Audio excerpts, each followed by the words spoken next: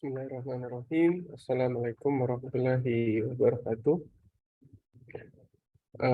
Pada hari ini saya akan coba menyampaikan materi pertemuan 4 untuk mata kuliah rekayasa perangkat lunak yang bertemakan atau berjudul konsep perancangan program. Jadi yang perlu Anda ketahui di sini,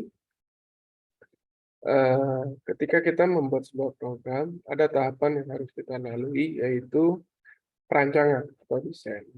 Jadi harus dirancang terlebih dahulu, harus didesain terlebih dahulu ya. Jadi itu ya harus kita lalui tahapannya. Nah, di sini sebagai pendahuluan, yang pertama, perancangan perangkat lunak merupakan tempat di mana aturan kreativitas ya, dan semuanya secara bersamaan disatukan untuk membentuk sebuah produk ya, atau produk ya, atau sistem perangkat lunak. Jadi dalam mengembangkan itu tidak hanya dari satu sisi si pengembang atau developer, tapi juga ada sisi bagian yang terkaitan lainnya, ya, bagian yang terkait lainnya, misalnya ada customer di situ, disebutnya apa calon pengguna, sehingga di situ akan membicarakan kebutuhan bisnis atau kebutuhan program yang akan dibuat itu seperti apa. Kedua, perancangan menciptakan representasi atau model dari perangkat lunak. Jadi perancangan yang kita buat itu akan menggambarkan nanti hasil akhirnya seperti apa atau modelnya seperti apa. Kita buat modelnya dulu. Model itu bisa berupa bentuk model fisik, bisa dalam bentuk model matematis, dan bisa dalam bentuk model konseptual ya, dan fisikal. Kita gunakan. Yang ketiga, model perancangan memberikan detail tentang arsitektur perangkat lunak, bentuk struktur datanya, antarmukanya, dan komponen yang diperlukan untuk mengimplementasikan sistem. Yang paling umum adalah memang mengembangkan, yaitu merancang antarmuka atau interface. Jadi di dalam mengembangkan sebuah software atau sebuah perangkat lunak, kita membuat antarmuka yang terlebih dahulu. Selain mengembangkan desain dari database-nya. Yang keempat, tujuan dari perancangan perangkat lunak adalah untuk menghasilkan model atau representasi perangkat lunak yang memperlihatkan kekuatan, komoditi, dan kenyamanan. Jadi model yang kita buat itu kelebihannya apa, gitu ya. Terus kenyamanan, bagaimana user menggunakan bisa lebih mudah, ya. Karena itu adalah tujuan kita membuat perangkat lunak itu adalah membantu user, ya, membantu user, memudahkan user. Kalau perangkat lunak yang kita buat tidak sesuai dengan kebutuhan user, berarti perangkat lunak yang kita buat itu bisa dinyatakan sebuah kegagalan. Ya.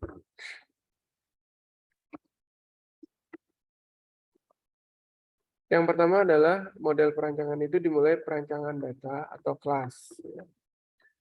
Mengubah model kelas menjadi realisasi kelas, perancangan, dan struktur data yang diperlukan untuk mengimplementasikan perangkat lunak. Jadi, kelas itu bisa kumpulan dari beberapa entitas yang sama. Misalnya Anda dalam satu kelas bisa terdiri atas beberapa mahasiswa. Dua, objek hubungan dan konten data rinci yang digambarkan oleh atribut kelas dan notasi lainnya memberikan dasar untuk aktivitas perancangan data. Jadi hubungan antar data, hubungan antar objek, biasanya berupa relasi, itu nanti adalah bisa membantu dalam perancangannya. Bagian dari perancangan kelas dapat terjadi bersamaan dengan perancangan arsitektur perangkat lunak. Jadi bisa secara paralel atau bisa secara bersamaan dikerjakannya. Perancangan kelas yang lebih rinci terjadi setiap komponen perangkat lunak dirancang. Ya.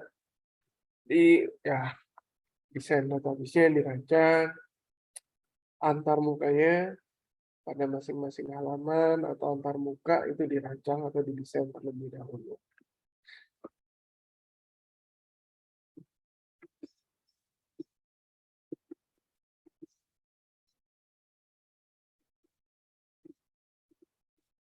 Selanjutnya, yang kedua adalah perancangan arsitektur. Mendefinisikan hubungan antar elemen struktural utama dari perangkat lunak, gaya dan pola arsitektur yang dapat digunakan untuk mencapai kebutuhan yang ditentukan untuk sistem. Dua, mewakili perancangan kerangka kerja arsitektur, sistem berbasis komputer berasal dari model kebutuhan. Jadi kita merancang sebuah arsitektur itu berangkat dari kebutuhan dari sistem. Ya. Jadi sistem itu nanti bisa apa saja ya yang akan kita kembangkan.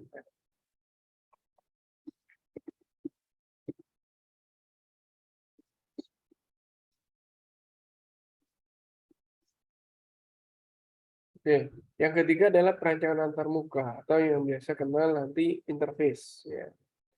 Di sini menggambarkan bagaimana perangkat lunak berkomunikasi dengan sistem.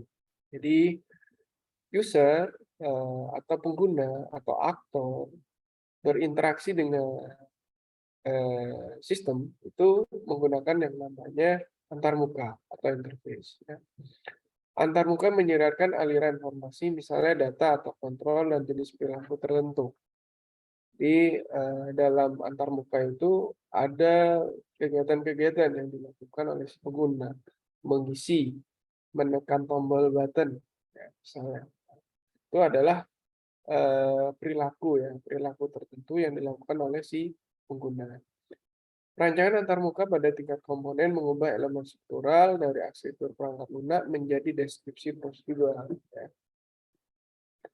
Jadi yang bentuknya struktural yang bisa digambarkan akhirnya digambarkan dalam bentuk perbagian atau dalam bentuk prosedural. Yang keempat, informasi yang diperoleh dari model berbasis kelas dan model perilaku berfungsi sebagai dasar untuk perancangan komponen. Nah, jadi memang antarmuka itu atau interface ya itu bagian dari bentuk komunikasi atau interaksi antara aktor dengan sistemnya. Perancangan perangkat lunak adalah proses yang bersifat iteratif, di mana spesifikasi kebutuhan perangkat lunak diterjemahkan menjadi blueprint untuk membangun perangkat lunak. Iteratif di sini maksudnya dilakukan bukan hanya sekali, bisa beberapa kali. Ya.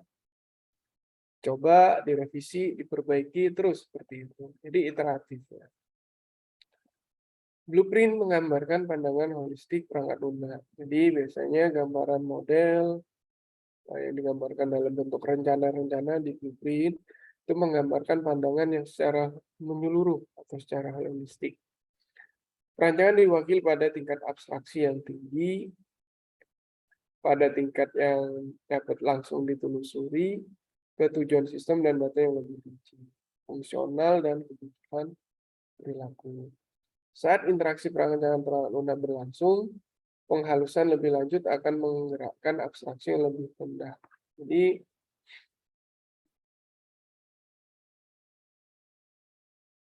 ya itu pada tahap perancangan ya tadi disebutkan perancangan itu tidak hanya sekali tapi dilakukan beberapa kali atau dilakukan secara iterasi ya berulang ya. Atribut-atribut kualitas perangkat lunak yang perlu diperhatikan, 3 karakteristik umum yang berfungsi sebagai panduan untuk evaluasi.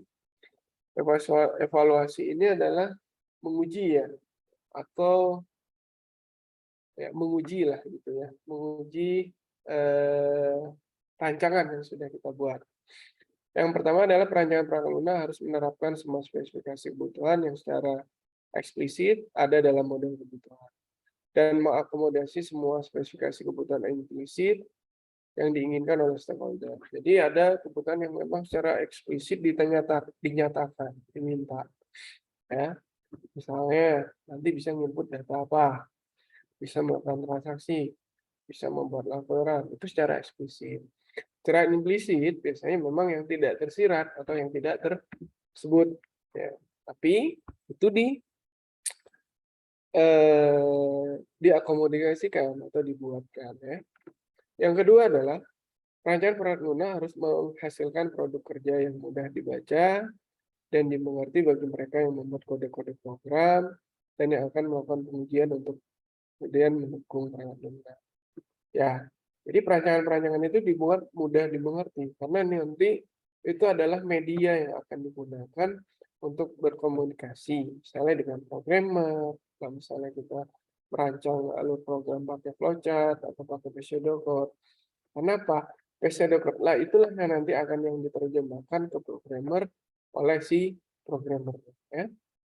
Kalau sulit dipahami, itu akan susah ya nanti programmer membaca. 3. Perancangan perangkat lunak seharusnya menyediakan gambaran lengkap tentang perangkat lunak, menangani permasalahan data, fungsional, dan perilaku dari perspektif implementasi.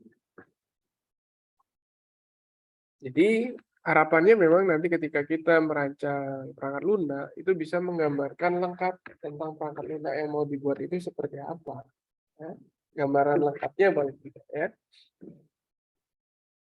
Karena dengan membaca model nanti harapannya sebenarnya orang yang membaca atau yang bisa terbayang ya apa yang akan dibuat nantinya ya. Panduan dalam kualitas perangkat lunak ya, tujuannya untuk mengevaluasi kualitas representasi atau gambaran dari perancangan. Pertama adalah rancangan perangkat lunak. Harus menunjukkan arsitektur yang pertama telah dibuat menggunakan gaya atau pola arsitektur yang dapat dikenali. 2. Tersusun atas komponen-komponen yang menunjukkan karakteristik perancangan yang baik. 3. Dapat diimplementasikan secara evolusioner dan memfasilitasi implementasi dan pengujian. Ini diimplementasikan secara evolusi, berubah. Kenapa? Ya, itu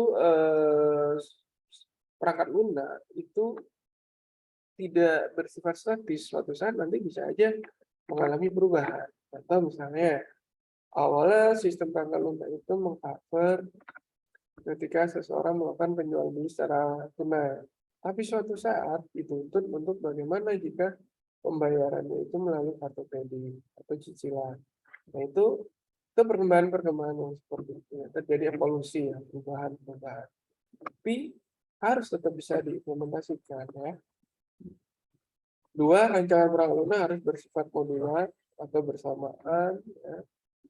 Artinya perangkat lunak harus secara logis menjadi bagian dalam elemen atau subsistem. Di dalam sistem terdiri atas beberapa sub. Dalam satu main utama terdiri atas beberapa modul. Ya, misalnya dalam transaksi, dalam sistem informasi akademik, ya, ada modul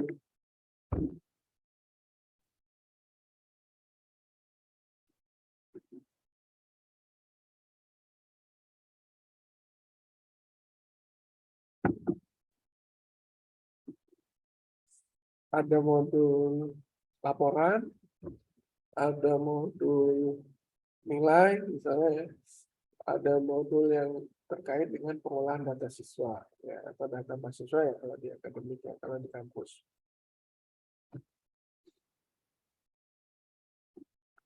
2. Rancangan perangkat lunak harus bersifat modular, tadi ya, bersamaan, bisa dalam satu sistem yang kompleks dibagi menjadi beberapa modul. 3. Rancangan perangkat lunak harus berisi representasi data, arsitektur, objek-objek, antarmuka, dan komponen yang berbeda. Ya, rancangannya itu ada antarmuka tadi ya, interface lah kita sebutnya. Terus ada objek ya, objek tadi memilih objek ya, objek itu bisa benda, manusia, bisa konsep ya. 4. Rancangan perangkat lunak harus membuat struktur data yang sesuai untuk kelas yang akan diimplementasikan dan digambarkan dari pola-pola data yang dapat dikenali. 5. Rancangan perangkat harus mengarah pada komponen menunjuk karakteristik fungsional yang bersifat independen. Jadi yang tidak ketergantungan dengan yang lain ya untuk komponennya. Terus 6. Rancangan perangkat lunak harus memuat antarmuka yang mengurangi kompleksitas hubungan antar komponen dengan hubungan eksternal. Kompleksitas itu misalnya terjadi permasalahan ya, kompleks ya. Bukan satu masalah, dua masalah. Bisa saja lebih dari dua misalnya kompleks ya. Dari segi waktu, misalnya kita harus dituntut cepat selesai. Tapi dari segi ketepatan, kita harus efektif. Nah, itu kompleks ya. Waktu ya, cepat dan benar ya, efektif gitu ya. 7, rancangan perangkat lunak harus diturunkan dari metode perulangan yang dikendalikan oleh informasi yang diperoleh selama analisis kebutuhan perangkat lunak. Jadi dari beberapa kali menganalisa kebutuhan dari si pengguna, nanti muncul rancangan yang seperti apa. Yang kedelapan, sebuah perancangan harus direpresentasikan menggunakan notasi yang secara efektif mengkomunikasikan maknanya. Jadi ada simbol-simbol atau notasi-notasi yang sudah menjadi standar, misalnya dengan sistem analis dengan benar atau dengan bagian lainnya. Jadi ada notasi-notasi atau simbol-simbol yang masih bisa digunakan. Ya.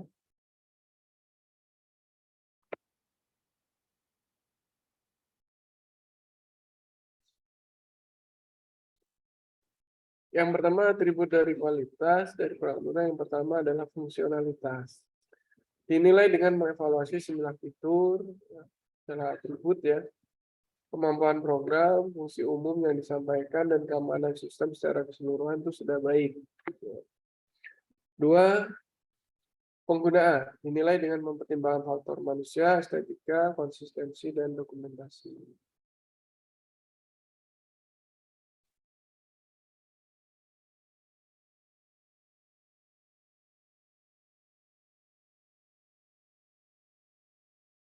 Yang kedua adalah ya penggunaan tadi ya, keandalan yang ketiga. Evaluasi dengan mengukur frekuensi dan tingkat keparahan kegagalan, akurasi hasil keluaran, waktu antar kegagalan, recovery, dan predictability.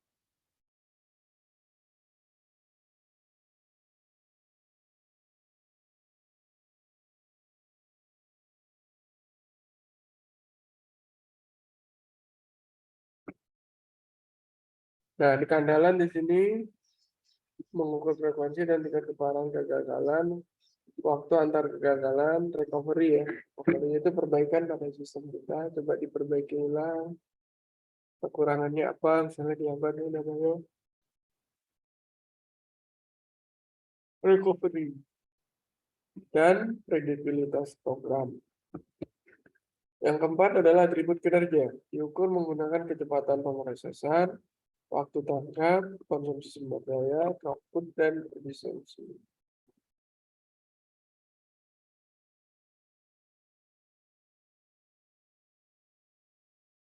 5 adalah daya dukung, menggabungkan kemampuan program untuk dikembangkan kemampuan beradaptasi. Jadi program yang dibuat juga bisa beradaptasi ya terhadap lingkungannya, terhadap perubahan waktu, ya, terutama terhadap perubahan waktu, terhadap perubahan jumlah pengguna, nah itu.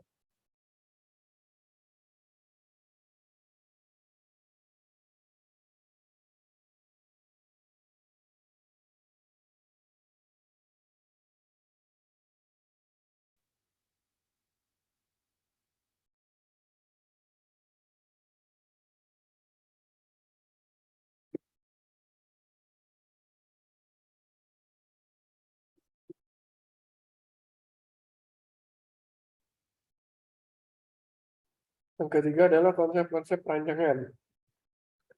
Konsep perancangan pada dasarnya akan menyediakan kebutuhan, kriteria yang digunakan untuk membagi perangkat lunak menjadi komponen yang bersifat mandiri.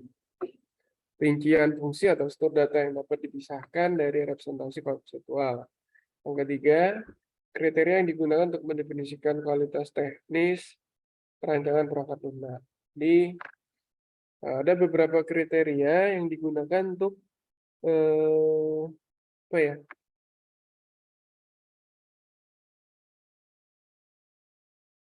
Bisa digunakan untuk konsep-konsep dalam perancangan.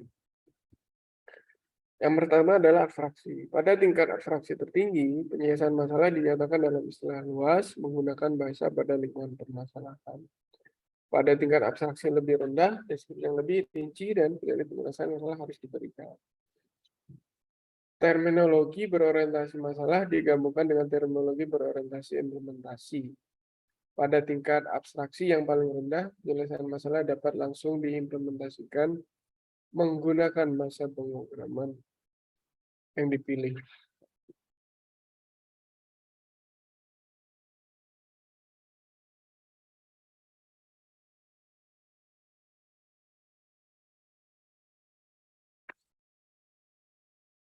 Nah, ini bagian arsitektur. Arsitektur sistem perangkat lunak merupakan struktur keseluruhan perangkat lunak dan cara bagaimana struktur tersebut memberikan integritas konseptual untuk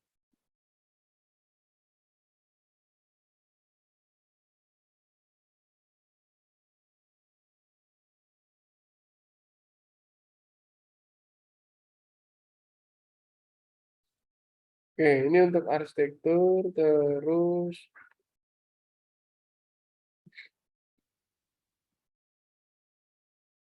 arsitektur juga merupakan struktur atau organisasi dari komponen program ya. Jadi dalam satu program utama dipecah menjadi beberapa modul atau menjadi beberapa bagian. Properti sebagian bagian dari arsitektur ada properti struktural, properti fungsional tambahan, keluarga sistem yang keluarga sistem yang berhubungan. Properti struktural di sini mendefinisikan komponen sistem, modul, objek.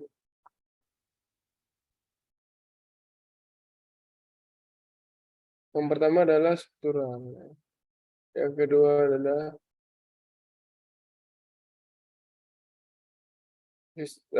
ada properti struktural mendefinisikan komponen sistem dan menjelaskan bagaimana komponen tersebut dikemas dan berinteraksi satu sama lain. Ini yang struktural, jadi hubungan antar komponen ya yang dibahas. Terus yang kedua, properti fungsional tambahan. Deskripsi perancangan arsitektural seharusnya bisa menyelesaikan permasalahan tentang bagaimana arsitektur perancangan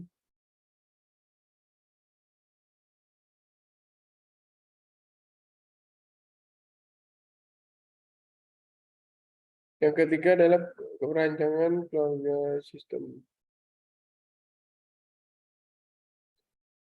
Nah, itu ya, ada beberapa bagian, properti bagian dari perancangan. Terus pola ya, atau pattern. Pola adalah suatu wawasan yang di dalamnya memuat esensi dari solusi yang terbukti untuk permasalahan perancangan perangkat lunak. Tujuan dari setiap pola perancangan adalah satu, apakah pola berlaku untuk pekerjaan ini.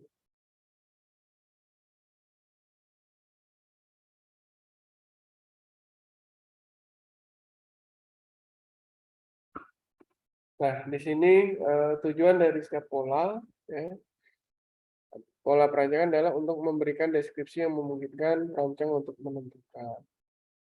4, arus pola tersebut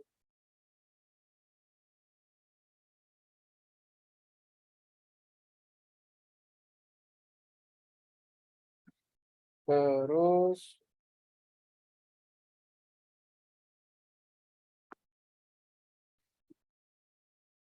nah ini bisa dibaca untuk menentukan apakah pola berlaku untuk pekerjaan saat ini, apakah pola dapat digunakan kembali, apakah pola dapat berfungsi sebagai panduan untuk mengembangkan pola yang serupa tapi berbeda secara fungsional atau struktural.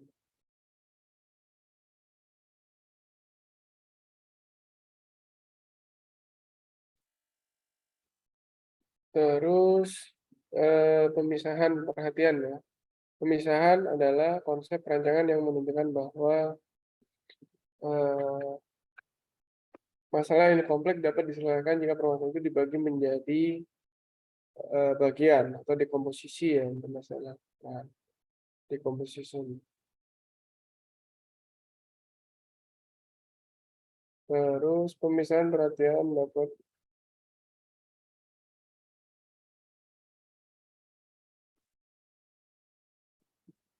Modularitas ya. Modularitas adalah atribut tunggal dari perangkat lunak yang memungkinkan suatu program untuk dapat dikelola secara smart ya atau secara cerdas.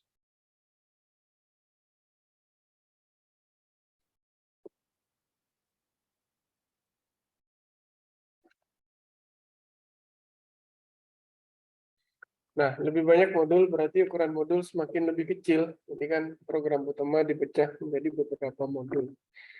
Bertambahnya jumlah modul, maka upaya atau biaya yang terkait dengan pengurusan juga bertambah. Tujuan dari modularitas ya, mengembangkan modul, pengembangan perangkat lunak dapat lebih mudah direncanakan. Versi perangkat lunak dapat didefinisikan. Perubahan-perubahan dapat membantu dengan mudah. Terus mudah dalam pemeliharaan perangkat lunak. Nah, ini adalah independensi fungsional. Konsep independensi fungsional adalah hasil langsung dari pemisahan masalah.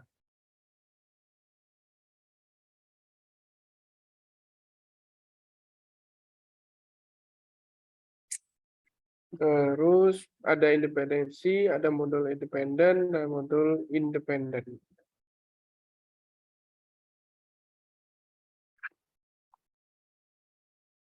Terus modul independensi ada kohesi dan ada ketergantungan, coupling ya, coupling ya. Kohesi adalah indikasi dari kekuatan fungsional suatu model. Kedua, ketergantungan. Terus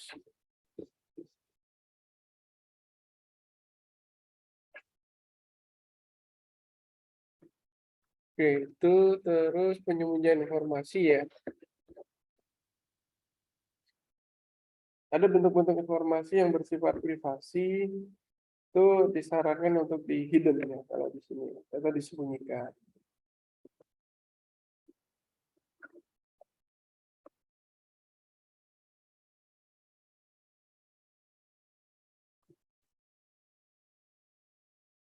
Oke, terus sebentar.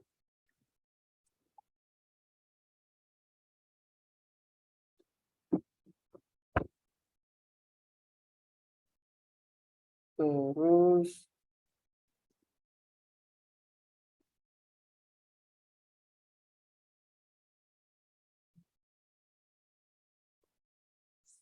nah, di sini refaktorisasi ya. Refaktorisasi adalah teknik reorganisasi perancangan perangkat lunak yang bertujuan untuk menyederhanakan, menentukan redundansi, ya, menemukan elemen perancangan yang tidak digunakan, menemukan algoritma yang tidak jelas.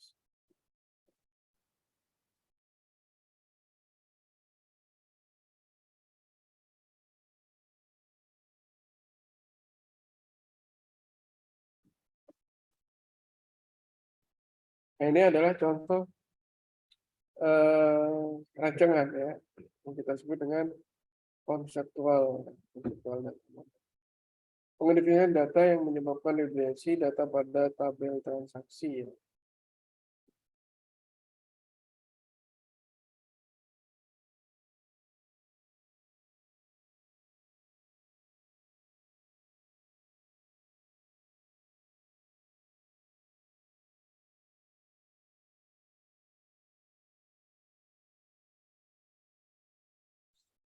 Ini adalah contoh ya.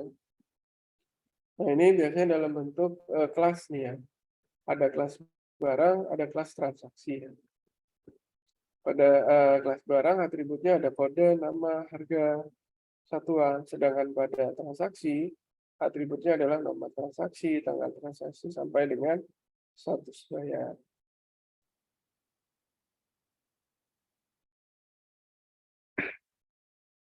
Oke, kayak di transaksi ya, atributnya misalnya nama transaksi, tanggal transaksi, jam, harga barang.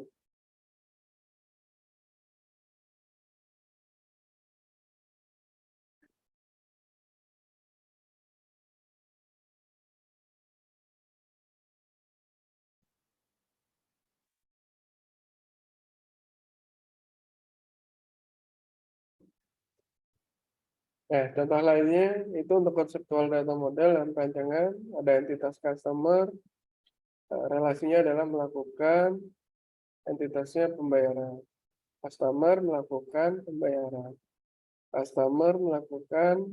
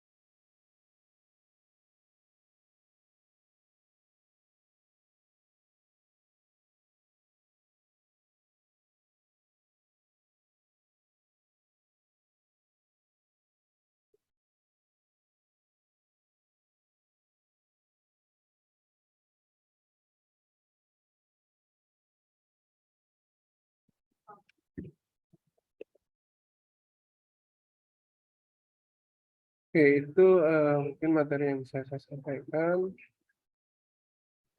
Mudah-mudahan bisa menambah pengetahuan buat kalian semua ya. Saya tutup. Assalamualaikum warahmatullahi wabarakatuh.